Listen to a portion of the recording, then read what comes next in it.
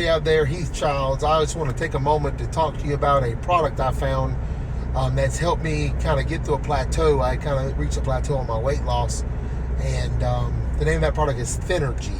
The product can be found at Amazon.com, and I believe it's $30 for the bottle of 60 caplets. I started losing weight in January. I decided that it was something I needed to do to change my life, that I had got to a point where I didn't feel comfortable anymore, and it was hard to move, and I've lost about 50 pounds since January. But I got to a point about 2 months ago where I kind of reached a plateau, and I was working out 3 to 5 days a week. I was eating correctly. I was eating the proper things, but I kind of reached a plateau. I needed something to push me to the next level, and I found this product, Thinnergy. It kind of gave me that extra little boost of energy that I needed, and it helped me curb my appetite a little bit more. So that was able to get me through my plateau.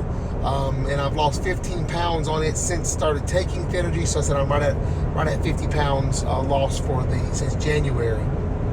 I said go on Amazon.com, look up Thinnergy, and I said it's 60 caplets for $30. Not a bad deal.